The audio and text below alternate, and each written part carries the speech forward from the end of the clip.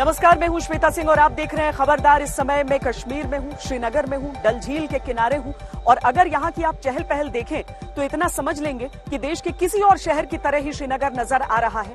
धारा 370 हटने के 2 साल बीत चुके हैं और उसके बाद की जो स्थिति है उसका आकलन जरूरी हो जाता है और इसीलिए आज हम इस जगह पर मौजूद हैं। लेकिन सबसे पहले हम खबरों को जरा खबरदार के लेंस से देख लेते हैं क्योंकि दिन भर बहुत कुछ हुआ है। अगर हम ओलंपिक्स को ही देख लें तो जो चीजें हमारे सामने हैं सबसे पहले उस पर एक नजर डालते हैं। आज भारत के लिए मिली जुली फीलिंग वाला दिन था। एक तरफ टोक्यो ओलंपिक जहां बेटियों ने देश की आन बान शान बढ़ाई, दूसरी तरफ हमें यह भी देखने के लिए मिला कि किस तरीके से यहां तो सम्मान मिला लेकिन देश की राजधानी में 9 साल की बच्ची के साथ गैंगरेप हो जाता है, उसे मार दिया जाता है। ओलंपिक की सफलताओं का सम्मान जरूर होना चाहिए लेकिन इस सफलता की खुशी मनाते हुए इस भयानक अपराध को हमें भूलना नहीं चाहिए। जिस वक्त देश अपने खिलाड़ियों से मेडल मांग रहा था उसी वक्त 9 साल की इस बच्ची का परिवार इंसाफ मांग रहा था। 5 अगस्त की तारीख कश्मीर की नब्ज से जुड़ी तारीख है। अनुच्छेद 370 को हटे हुए 2 साल हो रहे हैं। ऐसे में देखना जरूरी है कि अब कश्मीर का हाल क्या है, कश्मीर में क्या बदलाव हुए हैं। विकास का अगर वादा किया गया था तो क्या उस विकास की शुरुआत हुई है? क्या कश्मीर पहले से ज्यादा कॉन्फिडेंट है, ज्यादा खबरदार है? इन सवालों के जवाब जानने के लिए ही हम कश्मीर में हैं। आज आपको अपनी रिपोर्ट के जरिए हम बताएंगे कैसे कश्मीर के प्रतीक बदल रहे हैं। और शुरू में ही आपको एक्स्ट्रा खबरदार कर देते हैं। भारत के पहले स्वदेशी एयरक्राफ्ट कैरियर आईएनएस विक्रांत ने आज अपना पहला समुद्र परीक्षण किया। यह देश में बना सबसे बड़ा युद्धपोत है। आईएनएस विक्रांत का वजन 40,000 टन है। इस प्रोजेक्ट की कीमत करीब 24,000 करोड़ रुपए है। इसके समुद्री ट्रायल के वीडियो ने आज देश का दिल खुश कर दिया। इसी नाम वाले युद्धपोत ने 50 साल पहले 1971 के युद्ध में अहम भूमिका निभाई थी। ऐसे में हमारा स्वदेशी एयरक्राफ्ट कैरियर 1971 की जीत का एक प्रतीक भी अपने साथ लेकर बढ़ रहा है। इस एयरक्राफ्ट कैरियर के अगले साल भारतीय नौसेना में शामिल होने की संभावना है। आईएनएस विक्रांत 24 मिग-29K फाइटर जेट्स के साथ काम करेगा। अभी ये 24 फाइटर जेट आईएनएस विक्रमादित्य पर तैनात हैं, जो कि भारत का इकलौता ऑपरेशनल एयरक्राफ्ट कैरियर है। लेकिन खबरदार में आप सबसे पहले यह समझिए कि हार क्या होती है। आज मुमकिन है आपने लवलीना की हार को देखा होगा, आज मुमकिन है कि आपने हॉकी टीम की भी हार को देखा होगा। इस हार से आपका दिल जरूर टूटा होगा, लेकिन असली हार क्या होती है? असली हार को समझना है तो 9 साल की उस बच्ची के परिवार के दर्द को समझना होगा। उस मां की हार को समझना होगा जो सिस्टम से, व्यवस्था से हार गई, जिसकी बच्ची के साथ दरिंदगी की गई, बर्बरता की गई। उस बच्ची का इंसाफ कैसे होगा?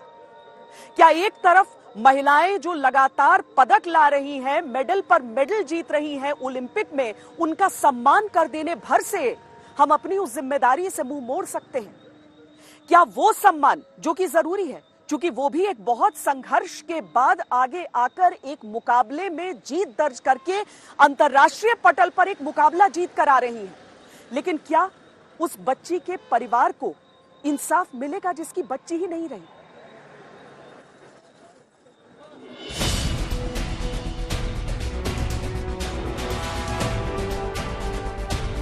इसे हार मत मानिए।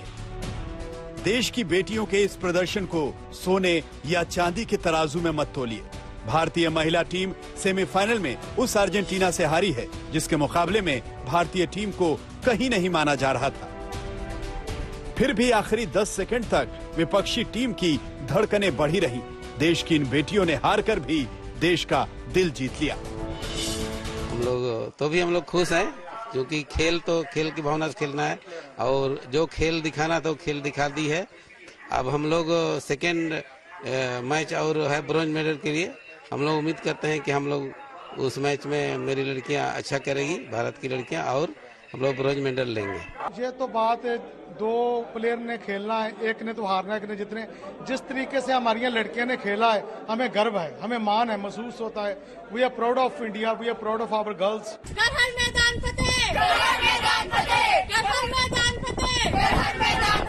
आज की नारी सब पे भारी। इन बेटियों के माता पिता की तरह पूरा देश गर्व का एहसास कर रहा है। माँ पागल हो रही है बच्ची के लिए। लेकिन साथ ही इस मां के दर्द को भी महसूस करिए, जिसके आगे ओलंपिक हॉकी सेमीफाइनल में हार का दर्द कुछ भी नहीं। मेरा बेटा नहीं है, माँ पागल हो रही है बच्ची के लिए, माँ पागल हो रही है बच्ची के लिए।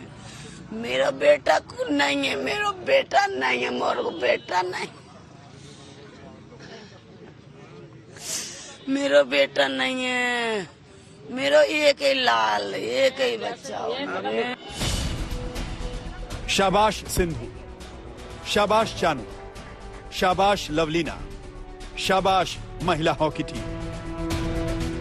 ये वो बेटियां हैं जिनका जितना सम्मान किया जाए कम है, लेकिन ये जिस देश की बेटियां हैं, उस देश की राजधानी में एक परिवार सड़क पर बैठा है जिसकी 9 साल की बच्ची से रेप के बाद हत्या कर दी गई। बाकी इन्वेस्टिगेशन में अभी तक पीएम हो पाया है और जो एक्यूज हैं उनको पकड़ लिया गया था, अरेस्ट कर लिया गया था, उनको जुडिशियल कस्टडी में भेजा जा चुका है। हॉकी सेमीफाइनल हो या बैडमिंटन या फिर बॉक्सिंग रिंग, देश की बेटियों ने अपने प्रतिद्वंदियों से डटकर मुकाबला किया, लेकिन देश की एक मासूम बेटी एक साथ 4 दरिंदों का मुकाबला नहीं कर पाई। सियासत की बेशर्मी देखिए कि इस घटना पर सियासत में शर्तें लगाई जा रही हैं। Sad story. A 9-year-old girl, yes, she was a Dalit, who has been gang raped. Shouldn't the Home Minister of India come here and answer the questions? What is wrong with you? We are opposition. What will we do? Question when you we will just Parliament? sit there and say we will discuss. You come here, come tomorrow at Parliament.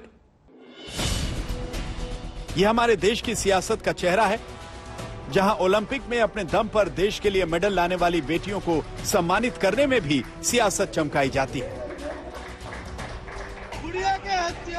और जब देश की बेटियों के साथ दरिंदगी की हदें पार होती हैं, तो सियासत की शतरंज खेली जाती है। सत्ता और विपक्ष के बीच शह और मात की चालें चली जाती हैं।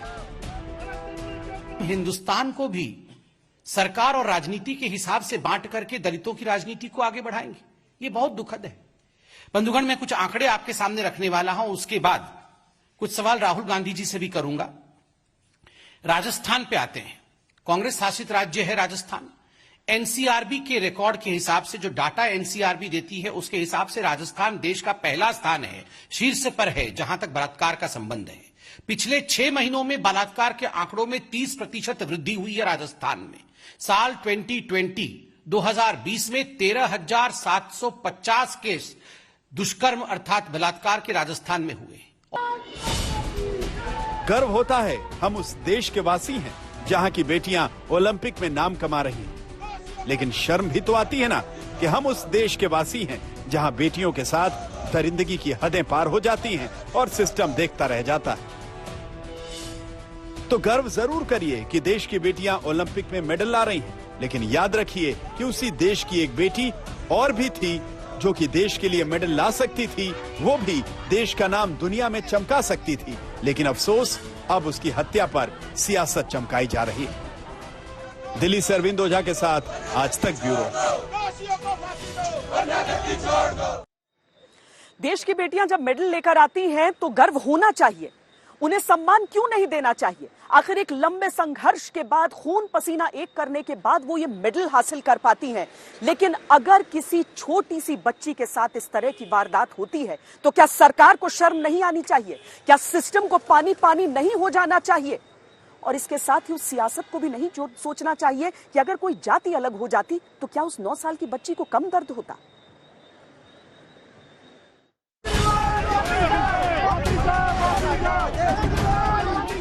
सियासत, सियासत और सिर्फ सियासत। इन्हें शर्म नहीं आती, सिर्फ सियासत आती है।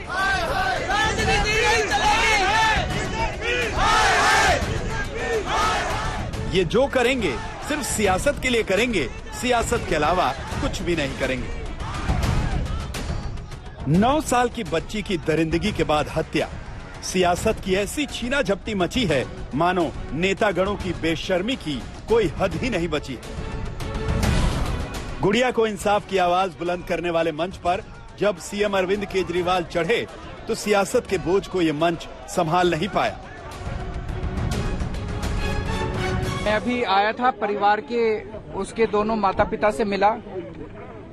अपनी बच्ची तो वापस नहीं आ सकती और जो परिवार के साथ अन्याय हुआ है वो बेहद दुखद है। दिल्ली सरकार परिवार को 10 लाख रुपए का मुआवजा देगी। इसमें हम मैजिस्ट्रियल इंक्वायरी ऑर्डर करेंगे और इस केस में दिल्ली सरकार सबसे बड़े से बड़ा वकील कोर्ट में लगाएगी ताकि दोषियों को कड़ी से कड़ी, सख्त से सख्त सजा दिलवाई जा सके। केजरीवाल निकले तो राहुल गांधी आ धमके, सियासत की हसरत लिए बिन बुलाए मेहमान बनकर। हाय हाय के नारों के बीच राहुल गांधी का मिशन था पीड़ित परिवार से मुलाकात करना, मगर बाहर बहुत शोर था, लेकिन राहुल गांधी के पास आइडिया था।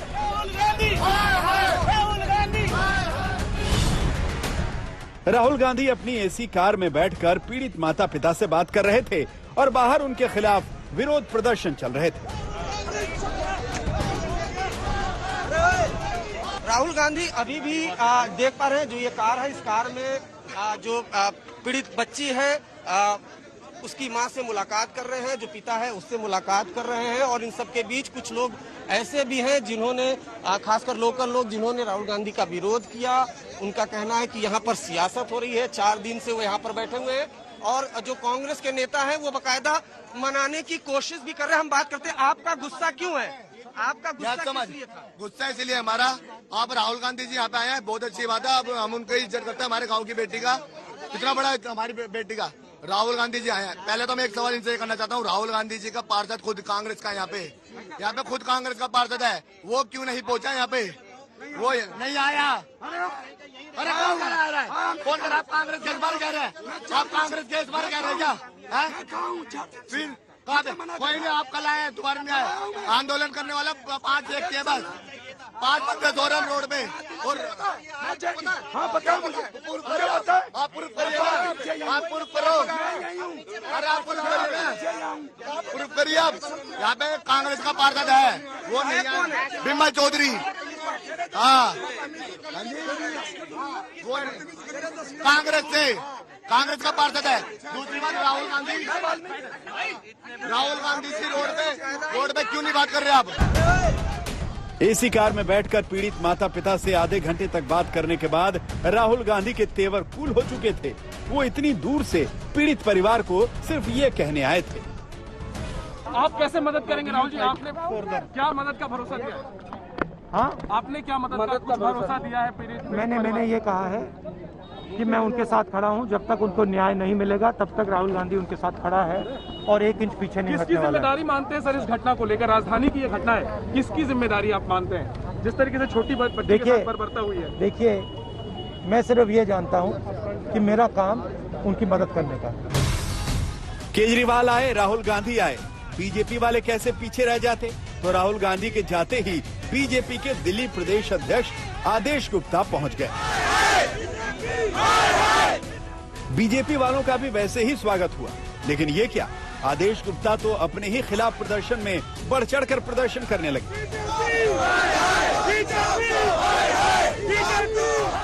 अपने खिलाफ हाय हाय के नारों को एंजॉय करना भी आला दर्जे की सियासत को दर्शाता है। भारी विरोध के बावजूद वो मंच पर पहुंचने में कामयाब हो ही गए और जाते जाते बता गए कि वो आखिर करने क्या आए थे। पहली बात हम परिवार के साथ संवेदना व्यक्त करते। भारतीय जनता पार्टी एक परिवार के साथ खड़ी है। गुड़िया के साथ नाइंसाफी हुई है, जघन्य अपराध किया है और जिन्होंने अपराध किया है उनको पुलिस ने गिरफ्तार किया। उनके खिलाफ सख्त से सख्त कार्रवाई होनी चाहिए, दोषियों को सजा मिलनी चाहिए। 15 दिन के अंदर निष्पक्ष जांच होकर फास्ट ट्रैक कोर्ट में मुकदमा चलाया जाना चाहिए, ऐसी भारतीय जनता पार्टी की डिमांड है। और आज जो परिवार पीड़ित परिवार है उनसे हम लोग मिले हैं। भारतीय जनता पार्टी पीड़ित परिवार और पूरे समाज के साथ है। कोई पैसा दे रहा है, कोई भरोसा, कोई संवेदनाएं दे रहा है, लेकिन पीड़ित परिवार को जो चाहिए क्या उसे वो मिलेगा? न्याय चाहिए मुझे, मेरी बेटी का न्याय चाहिए। जल्लादों को फांसी दो, फांसी दो, जल्लादों को फांसी दो। मेरे बेटी को न्याय चाहिए, मुझे न्याय चाहिए। नेता आए और चलते बने, नेता फिर आएंगे, फिर चलते बनेंगे। नेता इन्हें भूल जाएंगे और ये परिवार अकेला रह जाएगा अपनी बेटी की इंसाफ की लड़ाई लड़ने के लिए, क्योंकि किसी उद्घाटन का फीता काटना और पीड़ित परिवार के प्रति संवेदना जताना ये नेताओं के रोज का काम है। दिल्ली से मौसमी सिंह और अरविंद ओझा के साथ आज तक ब्यूरो। देखिए, नेता है नेतागिरी ही करेंगे, सियासतदान अपनी सियासत नहीं चमकाएंगे तो और क्या करेंगे। लेकिन जब जब सियासत होती है तो इस तरह के मामलों में बड़ा मुद्दा कहीं पर भटक जाता है। सिर्फ नाराजगी सियासत से नहीं है बल्कि उस पुलिसिया एक्शन से भी है। परिवार ने यह आरोप लगाया है कि दिल्ली पुलिस ने इस पूरे मामले को शुरुआत में बहुत हल्के में ले लिया, हल्की धाराएं लगाकर रफा दफा करने की कोशिश की। ऐसे में उस मां की पीड़ा समझिए जिसका आरोप यह भी है कि उसकी बेटी के शव को जबरदस्ती जला दिया गया। मेरी बेटी रानी 5:30 बजे पीछे तानू सही थी तब इसके पापा जी गए थे सब्जी लेने, मैं गई थी, घर आ गई, पीर बाबा पे थे, घर आ गई थी। घर आई थी तो पंडित जी हमारे समाज भैया ने पूछ रहा कि लड़की की माँ देखिए, लड़की की माँ देखिए, कि लड़की की माँ तो पीर बाबा पे है, यहाँ थोड़ी कमरा पे नहीं रहती, वो तो सारे दिन वहीं रहती है। रात को आती है 8 बजे 9 बजे आती है। तो मैं माँ ठाड़ी थी तो मैं बुलवाई, पंडित ने देखो लाल सूट पहन रखा, जीव इसकी माँ है, इसको बुला के लाओ। तो बोले कि तेरी बच्ची की माँ ने, हाँ भाई कि आपको पंडित जी बुला रहे हैं। मैं गई थी भीतर, बिनी पामन चली गई थी तब ने बोली कि तेरी लड़की खत्म हो गई। मैंने कैसे मेरे बच्चे खत्म हो गई है, मेरे बच्चा कैसे खत्म हो गई? कि तेरी लड़की करंट में पकड़ लाई। वो बता मैंने कि मेरे बच्चा क्या होगा, करंट में पकड़ लाई तेरी बच्ची। तो मैं बोली कि मैंने कि मेरी बच्चा को मैं 100 नंबर पर कॉल करके पुलिस बुलाती हूँ, पुलिस के हवाला करके मेरी बच्ची को हॉस्पिटल ले जाऊंगी। तो पंडित बोला तू कूड़ा चुकती है, तू पीर बाबा पे भीख मांगती है, तू केस के खाज पैसे खाते लाएगी, कहाँ तू लकड़ी को तू पैसा पैदा नहीं तो तू खाते लाएगी। मैंने के भैया मैं लकड़ी को लाऊं चाहे मैं केस को पैसा लाऊं चाहे मैं कछु के लाऊं, मैं कोर्ट लड़ूंगी। नहीं, आपने अपनी बच्ची को उस वक्त उसको जलाया नहीं गया था, तब देखा था आपने? बच्ची जली नहीं, मैं दोनों मैंने ब्रेंच पे देखी है, मेरी बच्चा लेटी हुई लेटी है। अच्छा। लकड़ी बारी ब्रेंच पे ने बच्चा मेरी लेटी है।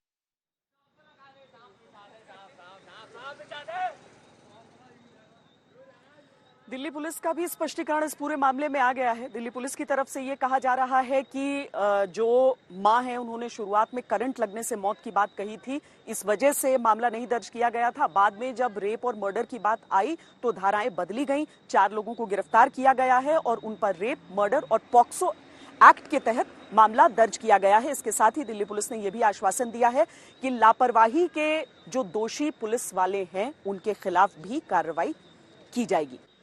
आप देख रहे हैं खबरदार और अब हम बात कश्मीर की करते हैं। चूंकि 2 साल बीत गए हैं, धारा 370 के खत्म हुए, अभी क्या हालात हैं हर व्यक्ति जानना चाहता है, या यूं कहें कि कश्मीर का आकलन तो हर 1 महीने, पूरे साल और अब 2 साल बाद सब किया जा रहा है, क्योंकि एक ऐसी अस्थायी धारा थी जिसके हटने पर सियासत छिड़ गई। और 1949 में भारत के संविधान में जिस अनुच्छेद को जोड़ा गया था उसने किस तरीके से देश की राजनीति को 70 वर्षों तक उलझाए रखा। आज 5 अगस्त की पूर्व संध्या पर यह समझना बहुत जरूरी है कि कश्मीर क्या सोच रहा है।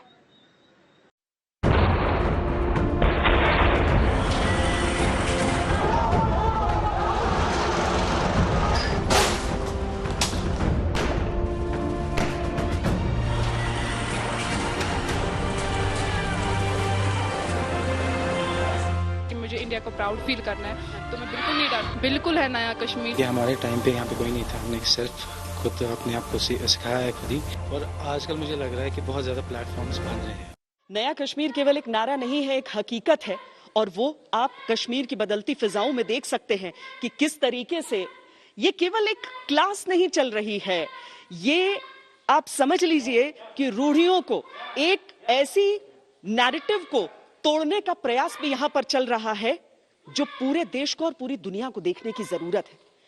अनुच्छेद 370 के खत्म होने के 2 साल बाद जहां आपको लगता कि शायद सुरक्षा की व्यवस्था बढ़ाई जा रही होगी, सुरक्षा तो है, सतर्कता तो है, लेकिन तैयारियां जश्न की भी।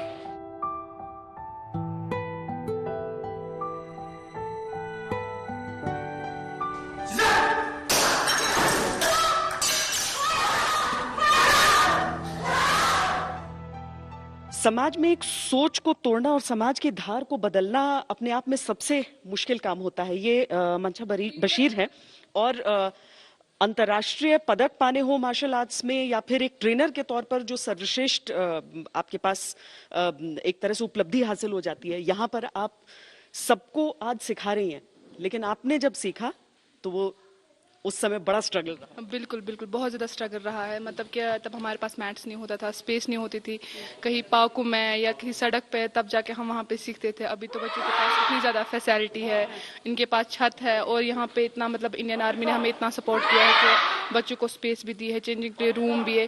तब ये होता था घर से ही निकलना था वैसे ही। जी, एक बात बताइए कि कभी डर भी लगता, हालांकि आप तो किससे भी सामना कर लेती हैं, मार्शल आर्ट्स तो सेल्फ डिफेंस के लिए सबसे अच्छा है, पर कभी डर लगता है? आपने वहां पर लाल चौक पर परफॉर्म किया था, मुझे याद है, स्वर्णिम विजय दिवस के मौके पर। मन में ये आया था या ये आया था कि हम देश का हिस्सा हैं और हम कर रहे हैं?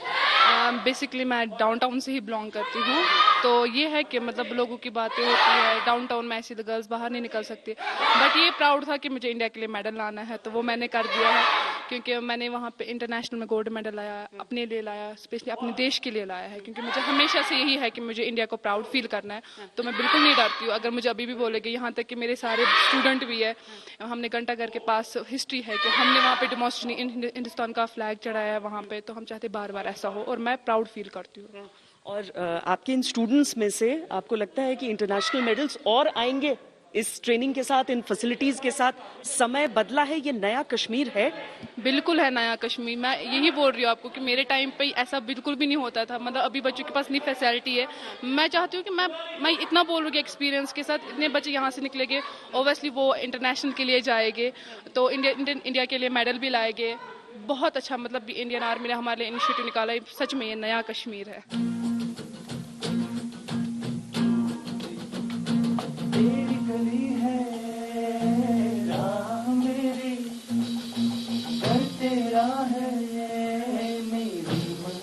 खेल और संगीत किसी भी समाज के स्वास्थ्य के 2 पैमाने कहे जा सकते हैं। यहां पर जिस तरीके से नई पीढ़ी खुलकर आ रही है खेलने के लिए, और 5 अगस्त का जो मौका है उसे एक जश्न के तौर पर देखकर अलग अलग आयोजन हो रहे हैं। फौज की तरफ से मदद की जा रही है, ऐसे जगह प्रोवाइड की जा रही है लोगों को, ताकि जाकर वहां पर एक 4 दीवारी, एक छत और वो सुविधाएं हो कि लोग खेल सीख सकें, प्रशिक्षण ले सकें और संगीत सीख सकें। और संगीत से ज्यादा रूह पे और क्या मरहम का काम करता है। तो आपको संगीत की ऐसी ही पाठशाला में लिए चलते हैं कश्मीर।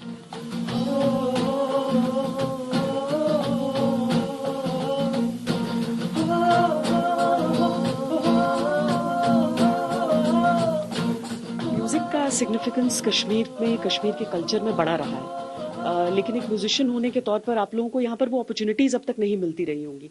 अभी क्या कंडीशन है, कैसे, किन हालात में आप सिखाते हैं सबको और पार्टिसिपेट कर रहे हैं?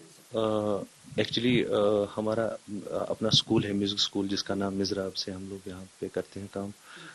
हम पिछले 10-12 साल से इस पे काम कर रहे हैं। उस टाइम भी हालात खराब, आपको पता ही यहाँ के हालात, तो और इस वाले फील्ड में सस्टेन करना, यहाँ पे रहना, फिर अपॉर्चुनिटीज अपने लिए खुद बनाना एक बहुत मुश्किल काम है। अल्टीमेट गोल अगर मैं पूछूं कि सबसे बड़ा सपना क्या हो जाता है और क्या वो पूरा हो पा रहा है? क्या मतलब अब उस जेनरेशन नेक्स्ट को वो मदद पहुंचा पा रहे हैं? बिल्कुल मिल रही है अभी। जैसे कि हमारे टाइम पे यहाँ पे कोई नहीं था, हमने सिर्फ खुद अपने आप को सिखाया है खुद ही। उसके बाद जैसे बिलाल ने बोला 10-12 साल से हम ये कर रहे हैं, और आजकल मुझे लग रहा है कि बहुत ज़्यादा प्लेटफॉर्म्स बन रहे हैं अब, क्योंकि अब बच्चों को भी पता चला है कि म्यूज़िक क्या है। उनके पेरेंट्स भी अलाउ करते हैं। हमारे पास बहुत सारे स्टूडेंट्स आते हैं उनके पेरेंट्स काफी अच्छा सपोर्ट भी करते हैं। यहाँ की जो लोकल धुनें हैं वो भी ऐसी हैं जिसके कई सारे इस्तेमाल यस ऑफ कोर्स। पहले हमारा ही गाना पहले बॉलीवुड में शान जी ने गाया, हुकुस बुक्स नाम करके हमारा गाना बहुत फेमस गाना है, राइम है वो, तो राइम है वो, तो तब से हम लोग कर रहे हैं, तो इंटरनेशनली भी चलते हैं, लोकल भी चलते हैं, कवर्स भी बनते हैं उसके। ऐसे लहरा के तू रूबरू आ गई, ऐसे लहरा के तू रूबरू आ गई, धड़कने बेतहाशा तड़पने लगी, धड़कने बेतहाशा तड़पने लगी। ये कब से सीख रहे हैं? जी मैं 3 महीने से सीख रहा हूँ। 3 महीने से। क्या बनना है? मुझे सिंगर ही बनना है। सिंगर बन के क्या करना है? क्या मुझे अपने कश्मीर के लिए कुछ करना है, मतलब कश्मीर का नाम रोशन करना है, और अपने पेरेंट्स का और अपने उस्तादों का। तूने पहली नजर। ये अच्छा लगता है, सुकून है इस बात में कि कश्मीर में रहते हुए आप लोगों को सीखने के लिए ऐसा मिल रहा है। इससे पहले यहाँ पे माहौल नहीं था ये, अगर हम इनको देख के हमने सीखा है कुछ, अभी भी सीख रहे हैं इन्हीं के पास। यहाँ पे ऐसा कुछ माहौल नहीं था और हालात भी बहुत ही खराब थे यहाँ पे, उसकी वजह से यहाँ पे कुछ अगर कोई इवेंट होता था तब हालात खराब होते थे। ऐसा होता है, अखबारों में न्यूज में आते थे, ऐसा होता है, तो फिर हालात भी खराब होते थे। 5 अगस्त के उपलक्ष्य में महिला क्रिकेट का मैच भी हो रहा है। देखिए कितनी सारी नैरेटिव्स को तोड़ा जाता है। सुमैया हमारे साथ हैं जो कि कोच हैं यहाँ पर, मतलब सिर्फ खिलाड़ी नहीं। मैं थोड़ी देर के लिए कंफ्यूज हो गई कि शायद ये खिलाड़ी हैं, लेकिन ये कोच हैं। क्या वाकई सारे नैरेटिव्स टूट रहे हैं या फिर कश्मीर को समझने में ही सबसे गलती हो गई? मैम पहले मैं थोड़ा अपने बारे में बता दूं। मेरा नाम सुमैया जान है, बेसिकली मैं शुमाया से हूं, और मैंने अपने स्टेट को JKCA में 15 इयर्स रिप्रेजेंट किया हुआ है as a player, and after 15 years I change my profession from player to coach, क्योंकि समहाउ मुझे लगा कि कहीं ना कहीं कुछ प्रॉब्लम आ रही है हमारे कश्मीर के प्लेयर्स को, जो कि वो अपना जो टारगेट है वो पूरा नहीं कर पा रहे उस चीज़ को। तो फिर मैंने सोचा कि चलो जो सपना मेरा पूरा नहीं हुआ, अब मैं बच्चों को ही ट्रेन करूँ तो ताकि वो थोड़ा सा आगे जाए। इनफैक्ट मेंस क्रिकेट भी अगर हम देख लें, देखिए एक तरफ तो कश्मीरी विलो होता है जो कि दुनिया भर में फेमस है। बिजबिहारा का वो इलाका भी हो जाता है जहां पर कश्मीरी विलोज भी हैं और परवेज रसूल भी है जहां से, लेकिन अभी भी वो एक बैरियर है जो तोड़ना बच जाता है। आपको लग रहा है लेकिन वो आपके सामने है, अब विद इन रीच है? मैम देखिए, अगर मैं दिल की बात कहूं तो मैं अपनी कामयाबी को हर दिन हर रात में मैं सपने में देखती हूं, क्योंकि मैंने जितने भी मतलब मीडिया से मैंने अभी तक बात की है, मैंने गवर्नमेंट से मिलने की कोशिश की है, मैंने एडमिनिस्ट्रेशन से बात की है, मुझे जो हर बार जो फर्स्ट सेकंड मीट में जो मुझे रेस्पॉन्स मिलता है, मुझे अपना फ्यूचर मतलब इतना क्लियर दिखता है कि जो बचपन से मेरा सपना था। बट फिर आफ्टर सम टाइम जब पूरा गैप आ जाता है, मुझे लगता है कि नहीं, मुझे और मेहनत करनी है, मुझे और मेहनत करनी है। तो अभी 15 साल से मतलब जो मैं स्ट्रगल कर रही हूँ, मैं वो अभी भी कर रही हूँ। लेकिन हाँ, आई थिंक अगर एडमिनिस्ट्रेशन मेरी हार्ड वर्क को देखेंगे, मैम आप देखिए कि साउथ कश्मीर में अगर आप देखेंगे कि रिस्ट्रिक्शंस गर्ल्स के लिए काफ़ी है, और उस साउथ कश्मीर में मैंने 40 गर्ल्स को इकट्ठा करके रखा हुआ है जिनको मैं ट्रेनिंग देती हूँ। किसी अनिष्ट की आशंका में अब कश्मीर कभी बंद नहीं होगा। कश्मीर में जश्न होगा उस नए सवेरे के लिए, और इसीलिए जब हम 5 अगस्त की तारीख को देखते हैं तो ये डाउनटाउन इलाका होने के बावजूद यहीं पर फुटबॉल का वो मुकाबला जिसमें स्थानीय टीमों के बीच टकराव होने वाला है। थोड़ी सी मदद भारतीय फौज की जरूर रहती है क्योंकि उस प्रेरणा की जरूरत है, लेकिन इस बात को समझिए कि बंदूकों या बूटों के जरिए नहीं बल्कि दिलों के जरिए होते हैं बदलाव। कैमरा पर्सन सैयद मोहसिन और योगेंद्र सिंह के साथ श्वेता सिंह, श्रीनगर, आज तक। अनुच्छेद 370 के हटने के बाद क्या कश्मीर में बदलाव हुए, और अगर वो बदलाव हुए तो वो आंकड़ों में किस तरीके से दर्ज हैं? हम खबर की पूरी पिक्चर आपको समझाते हैं और इन आंकड़ों में जरा झांक कर उस हकीकत को भी एक बार देखते हैं। जनवरी से जुलाई के बीच के आंकड़ों में 2019 में पत्थरबाजी की 618 घटनाएं हुई थी, लेकिन 2020 में जनवरी से जुलाई के बीच ये घटनाएं घटकर 222 रह गई। 2021 में जनवरी से जुलाई के बीच पत्थरबाजी की घटनाएं सिर्फ 76 हुई, यानी 2021 के 7 महीनों में 2019 के 7 महीनों के मुकाबले 88% पत्थरबाजी की घटनाएं कम हुई। जनवरी से जुलाई के समय में 2019 में 64 सुरक्षा कर्मी इससे घायल हुए थे, जबकि 2021 में 10 सुरक्षा कर्मी इसका शिकार हुए। यानी 7 महीनों के आंकड़ों में 2019 के मुकाबले 2021 में सुरक्षा कर्मियों के घायल होने में 84% की कमी आई। 2019 में 594 आतंकी वारदातें हुई, जबकि 2020 में 244 और 2021 में फरवरी तक के आंकड़ों में 15 ऐसी वारदातें हुई। 2019 में 157 आतंकी मारे गए, 2020 में 221 और फरवरी तक 2021 में 8। धारा 370 हटने की सबसे बड़ी तकलीफ जो हुई वो पाकिस्तान को हुई। उसने समय समय पर कोशिश की कि किसी तरीके से अंतर्राष्ट्रीय मंचों पर ये सवाल उठा सके, इस मुद्दे को उठा सके, कश्मीरियों को भड़का सके। हम आपको दिखाते हैं कि किस तरीके से जब एक पाकिस्तानी पत्रकार ने यूएन में भारत के स्थायी जो प्रतिनिधि हैं उनसे ये सवाल पूछा तो कैसा मुंहतोड़ जवाब मिला। May I address your comments with regard to the constitutional changes that you said were brought about by parliamentary procedures? Sir, the UN Security Council resolutions prohibit any change of status in the disputed territory, and the Secretary General has also said so in his August 2019 statement. Any comments, sir? These are constitutional changes, and these changes are within our constitution, and these changes are entirely the prerogative of the Parliament of India. So I don't think that at this point of time we are discussing anything else. I think it is absolutely legitimate on our Parliament to pass laws and rules and regulations relating to Jammu and Kashmir. Jammu and Kashmir is an integral and inalienable part of India. If there needs to be a change in status, it is the vacation of the Pakistan occupied Kashmir. खबरदार में अब कारोबार की खबरों की बात हम करेंगे।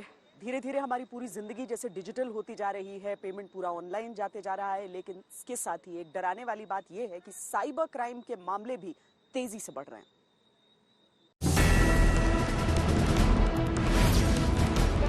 साइबर क्राइम के बढ़ते मामलों के बीच आम लोगों के साथ हो रही ठगी से अब पुलिस भी परेशान हो गई है। देश के कई शहरों में पुलिस लोगों को साइबर ठगी से बचाने के लिए जागरूक करने में जुट गई है। यूपी हो या फिर गुजरात, पुलिस न केवल लोगों के पैसे वापस दिलाने की कोशिश कर रही है, बल्कि लोगों को इन जालसाजों के झांसे में आने से बचाने की कोशिश भी कर रही है। 11 साइबर अपराधी पकड़ा है, जिनके पास से 25 mobile, 32 SIM card, ATM card 19, passbook 8 और चेकबुक 6 और स्वीप मशीन 4 अल्ताफ अंसारी के पास से और नगद के रूप में 19,500 रुपये बरामद हुआ है। इसमें अभियुक्त अल्ताफ अंसारी अपनी पत्नी के साथ मिलकर तीनों बैंक और एयरटेल पेमेंट वे CSP चलाते हैं। इसी तरह से बैंकों में KYC के जरिए हो रही धोखाधड़ी से रोकने के लिए भी बैंक ग्राहकों को सचेत कर रहे हैं। दरअसल साइबर ठगी का मसला भारत में तेजी से बढ़ रहा है। मंगलवार को सरकार ने संसद में जानकारी दी कि 2017 से 2019 के दौरान देश में साइबर अपराध के 93,000 से ज्यादा मामले दर्ज किए गए। इस दौरान देश में साइबर आतंकवाद के 46 मामले दर्ज किए गए और इन मामलों में IT कानून की धारा 66F के तहत मामले दर्ज किए गए। NCRB के मुताबिक 2017 में साइबर अपराध के 21,796, 2018 में 27,248 और 2019 में 44,546 मामले दर्ज किए गए। यानी ये आंकड़ा लगातार बढ़ता जा रहा है। कोरोना काल में तो इसमें और भी तेजी से इजाफा हुआ है। अब तो सेक्सटॉर्शन जैसे नए तरीके आजमाकर लोगों की जेब से रकम निकाली जा रही है। जानकार भी लोगों को लगातार इनसे बचने की चेतावनी दे रहे हैं। साइबर सुरक्षा को जीवन जीने की शैली के स्वरूप में अडॉप्ट करना पड़ेगा। दूसरी बात, अपने जो डेटा है उसका बैकअप आपको लेना अत्यंत आवश्यक है। कोशिश करें हर हफ्ते में एक बार बैकअप जरूर ले लें, ताकि अगर आपके यहाँ रैंसमवेयर अटैक होता है तो आपका बैकअप आपको बचाएगा और आपका डेटा नहीं जाएगा। तीसरी बात, अपने सिस्टम्स को ज़्यादा सुरक्षित रखने का प्रयास करें। तो अच्छा एंटीवायरस प्रोग्राम डालें, अच्छा फायरवॉल डालें, ताकि जहाँ तक हो सके आपको सूचनाएं मिलती जाएं जब आक्रमण करने का प्रयास किया जा रहा है। भारतीयों पर साइबर अपराध की तलवार किस तरह लटक रही है, इसका अनुमान डिजिटल सिक्योरिटी और प्राइवेसी प्रोवाइडर अवास्ट की रिपोर्ट से लगाया जा सकता है। इसके मुताबिक भारत में 28.22% घरेलू PC यूजर्स पर साइबर अटैक्स का सबसे बड़ा जोखिम है। भारतीय घरेलू यूजर्स का जोखिम अनुपात 5.78% के साथ है, जो ग्लोबल रेशियो से भी ज्यादा है। यानी साइबर ठगी के मामलों को हल्के में लेना अब लोगों के लिए बड़ी मुसीबत का सबब बन सकता है। ऐसे में साइबर फ्रॉड से बचने का अकेला तरीका जागरूक होना है, जिससे किसी भी लालच में आकर पैसे गंवाने की नौबत न आए। आज तक ब्यूरो। चाहे पहले का सामान्य समय हो या फिर कोविड के दौरान, लेकिन त्योहारों का जो मौसम होता है वो हमेशा कारोबार जगत के लिए थोड़ा सा उत्साह लेकर आता है। इस बार कोरोना काल होने के बावजूद त्योहारों की कैसी तैयारियां हैं, आपको दिखाते हैं।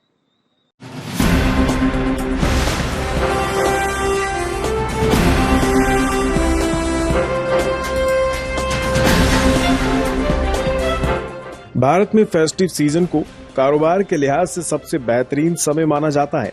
इस दौरान खपत आधारित भारतीय अर्थव्यवस्था को बिक्री से बड़ी मदद मिलती है। ग्राहक जमकर खरीदारी करते हैं, दुकानदार खूब बिक्री करते हैं और अर्थव्यवस्था को इससे बड़ा बूस्ट मिलता है। लेकिन इन सब फायदों के साथ साथ ये त्योहारी मौसम लोगों के लिए रोजगार की सौगात भी लेकर आता है। इन दिनों कंपनियां कई कामों के लिए टेम्परेरी यानी गीग वर्कर्स की हायरिंग करती है।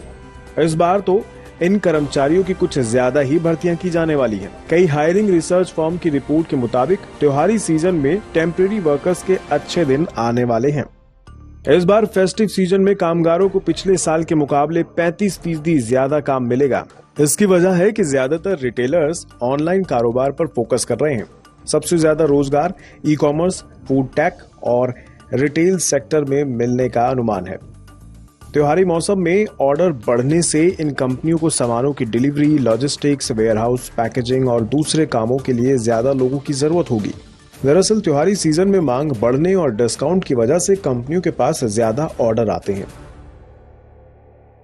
ई कॉमर्स और लॉजिस्टिक कंपनियों के बिजनेस में बहुत बड़ा उछाल देखा जा रहा है और उम्मीद यह है कि आने वाले साल के अंदर इसमें काफी ज्यादा नौकरियां आने वाली हैं। एक अनुमान के मुताबिक इस समय 10 लाख स्क्वायर फीट जगह की रिक्वायरमेंट सिर्फ दुराहा जैसे छोटे शहर पे है, जहां से जो लुधियाना के बिल्कुल नजदीक में है।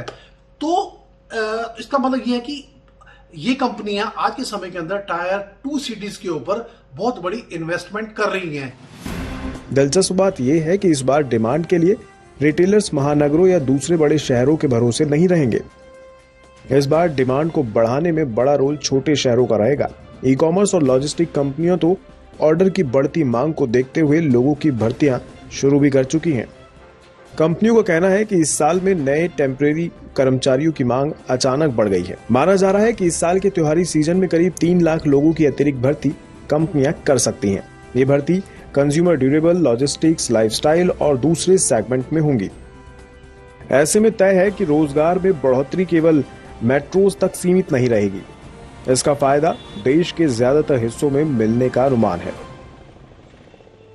हालांकि इन अनुमानों के सटीक साबित होने का काफी दारोमदार तीसरी लहर की टाइमिंग पर भी रहेगा। अगर तीसरी लहर आई और इसने भी कहर बरपा दिया तो फिर हालात कैसे होंगे, इसका अनुमान लगाना मुश्किल होगा। ब्यूरो रिपोर्ट, आज तक। कल तारीख है 5 अगस्त और बहुत महत्वपूर्ण तारीख इसीलिए क्योंकि एक तो धारा 370 को हटाया गया था जम्मू कश्मीर से और दूसरा ये कि राम जन्मभूमि में भूमि पूजन किया गया था आज ही की तारीख पर। हर खबर पर हमारी नजर रहेगी। खबरदार में अभी के लिए इतना ही। देश और दुनिया की बाकी खबरों के लिए आप देखते रहिए आज तक।